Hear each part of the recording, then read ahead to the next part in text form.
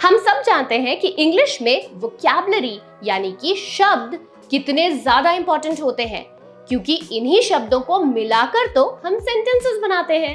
इसीलिए आज के इस वीडियो में मैं आपके लिए लेकर आ गई हूँ कुछ ऐसे इंपॉर्टेंट वर्ड्स जिसे यूज करके आप सेंटेंसेस बना सकते हो और अपने इंग्लिश को नेक्स्ट लेवल पर लेकर जा सकते हो। मैं आज आपको सिखाऊंगी important English vocabulary with meaning and sentences, ताकि आपके इंग्लिश बोलने की और लिखने की भी प्रैक्टिस हो जाए। तो चलो फटाफट से शुरू करते हैं इस वीडियो को और देखते हैं हमारा पहला वर्ड कौन सा है। हमारा पहला वर्ड है फेच। फेच जिसका मतलब होता है किसी चीज को लाना। For example, can you fetch me a glass of water? क्या तुम मेरे लिए एक ग्लास पानी ला सकते हो? दूसरा sentence, she went to fetch her books. वो अपनी किताबें लाने गई। अब दोस्तों आप ट्राई करो कि इन सारे वर्ड्स के साथ साथ एक सेंटेंस कमेंट्स में लिखकर प्रैक्टिस करो। दूसरा वर्ड है मॉप। मॉप जिसका मतलब होता है पोछा लगाना। Example, he mopped the floor after dinner. उसने रात के खाने के बाद फर्श पोछा। दूसरा sentence, I need to mop the kitchen. मुझे रसोई साफ करनी है। अगला वर्ड है चॉप। चॉप का मतलब होता है किसी चीज को काटना। For example, she chopped the vegetable quickly. उसने जल्दी से सब्जियां काटी। दूसरा sentence, can you chop the onions for me? क्या तुम मेरे लिए प्याज काट सकते हो? दोस्तों इस वर्ड को थोड़ा सा स्ट्रेस देके प्रोनाउंस करते हैं। पिल नहीं, पील, जिसका मतलब होता है किसी चीज को छीलना। He peeled the banana before eating. उसने केला खाने से पहले छील लिया। दूसरा sentence, you need to peel the potatoes. तुम्हें आलू छीलने होंगे। अगला वर्ड है स्क्रब।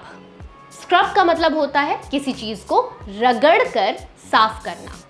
पहला sentence, she scrubbed the dirty dishes. उसने गंदे बर्तन रगड़ कर साफ किए।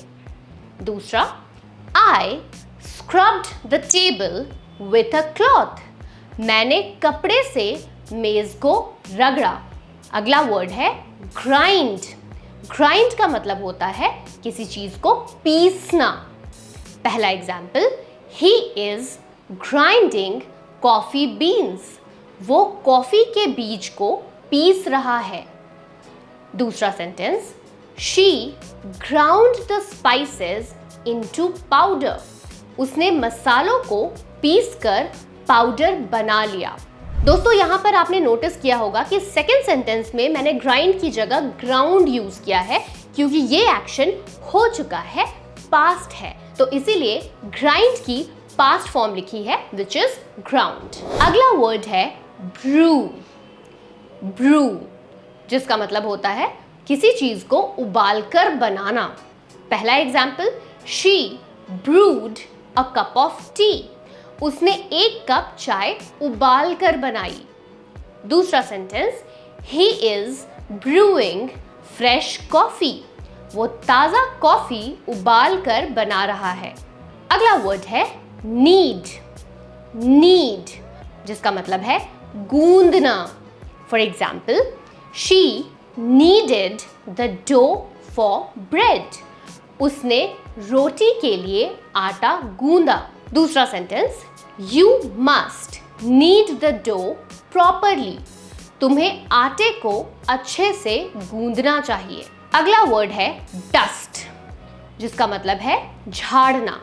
For example, he dusted the shelves this morning. उसने आज सुबह शेल्फ को साफ किया। Please dust the furniture before guests arrive. कृपया मेहमानों के आने से पहले फर्नीचर झाड़ लें। अगला वर्ड है स्टैक जिसका मतलब होता है एक से ऊपर एक किसी चीज को रखना। पहला sentence, she stacked the books neatly. उसने किताबों को अच्छी तरह से रखा। He stacked the plates on the table. उसने मेज पर प्लेटों को एक के ऊपर एक रखा। दोस्तों, ये जो मैंने वर्ड्स आपको बताए, ये सारे वर्ड्स थे डेली कामकाज से रिलेटेड। अब जो मैं वर्ड्स आपको सिखाने वाली हूँ वो वर्ड्स हैं किसी भी मूवमेंट या जेस्चर्स को बताने के लिए। मूवमेंट एंड जेस्चर्स का मतलब होता है अपनी गतिविधि या फिर अपने हाव भाव, अपने इमोशंस, अपने जेस्चर्स को बताना। तो चलो सीखते हैं इनसे जुड़ा अपना पहला वर्ड। पहला वर्ड है स्वे। स्वे का मतलब होता है झूलना या फिर बह जाना। पहला example, the trees swayed in the wind. पेड़ हवा में झूल रहे थे। दूसरा sentence, she swayed to the music. वो संगीत की धुन पर झूमने लगी। कई बार ऐसा होता है ना, जब हम कोई म्यूजिक सुनते हैं तो हम बिल्कुल झूमने गाने लगते हैं। ठीक उसी तरह से स्वे वर्ड का यूज इंग्लिश में किया जाता है इसी बात को बताने के लिए। दूसरा वर्ड है जोल्ट। जोल्ट का मतलब होता है जोर का झटका लगना। पहला example, the bus jolted suddenly. बस अचानक झटके से रुकी। दूसरा sentence, he was jolted awake by the alarm. वो अलार्म की आवाज से झटके से जाग गया। दोस्तों, आपको याद है ना, आपको इन सारे वर्ड से एक एक सेंटेंस बनाकर कमेंट्स में लिखकर प्रैक्टिस करना है। आई होप आप ये कर रहे हो, और अगर नहीं कर रहे हो तो प्लीज शुरू करो और प्रैक्टिस करो। अगला वर्ड है क्रीप। क्रीप का मतलब होता है धीरे धीरे चलना। पहला sentence, the cat crept towards the mouse. बिल्ली चूहे की ओर धीरे धीरे चली। दूसरा sentence, he crept into the room silently. वो चुपचाप कमरे में घुसा। अगला वर्ड है stumble. stumble का मतलब होता है ठोकर खाना। पहला example, he stumbled on the stairs.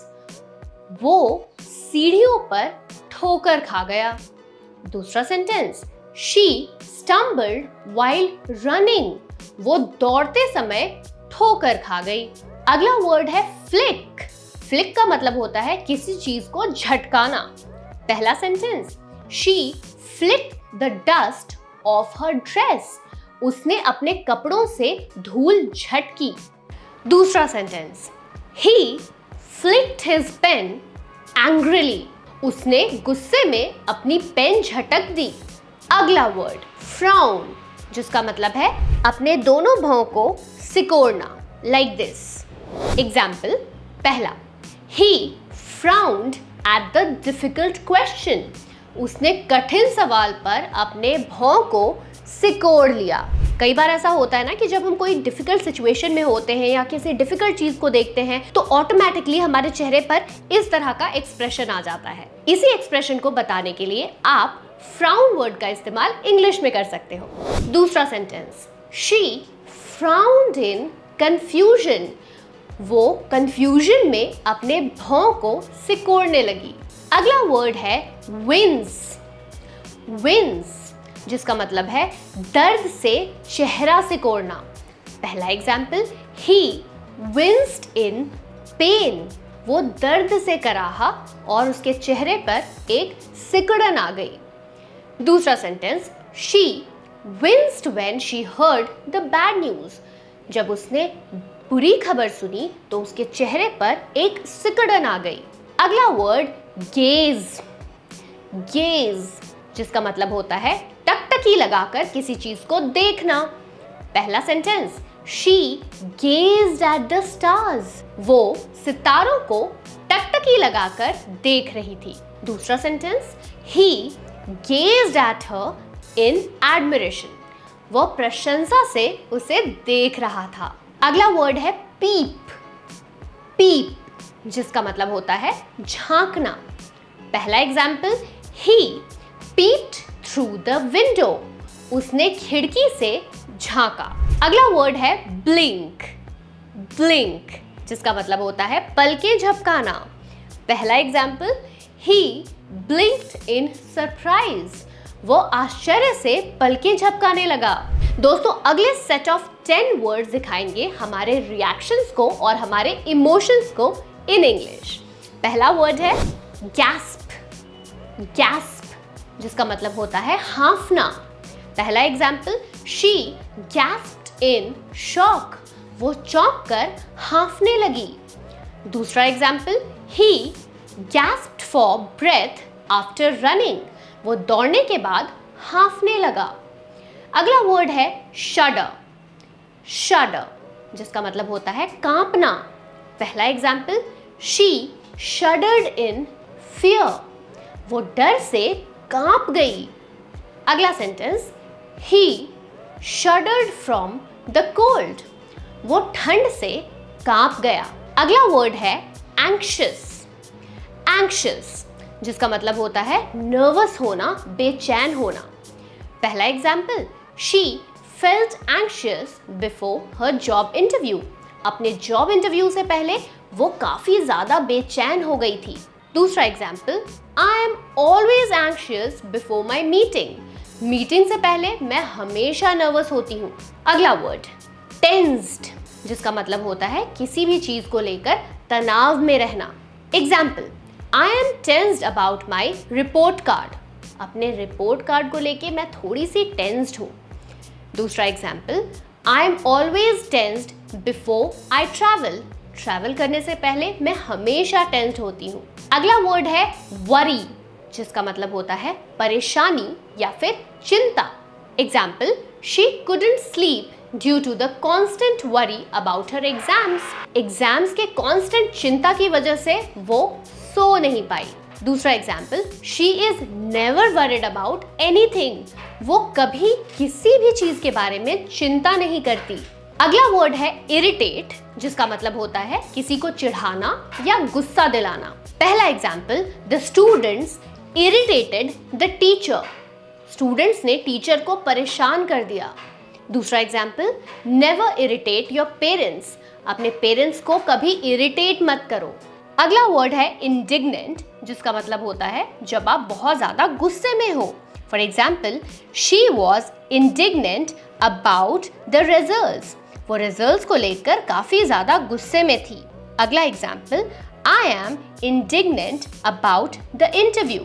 मैं इंटरव्यू को लेकर काफी ज्यादा गुस्से में हूँ. अब आप मुझे कमेंट्स में बताओ एक sentence with the word indignant. इसी इंटरेस्टिंग लेसन की तरह अवल सर का फुल स्पोकन इंग्लिश कोर्स भी बहुत ही ज्यादा मजेदार है, जहां पर उन्होंने बिल्कुल बेसिक से लेकर एडवांस लेवल तक बिना किसी ग्रामर रूल्स में आपको उलझाए इंग्लिश सिखाई है. और उनके इस स्पोकन इंग्लिश कोर्स को best course of the year का भी अवार्ड मिला है. और इस कोर्स को ज्वाइन करने के लिए आपको सिर्फ डिस्क्रिप्शन में दिए गए लिंक पर क्लिक करना है या फिर आप avalenglish.com पर भी जा सकते हैं. Thank you so much for watching the video.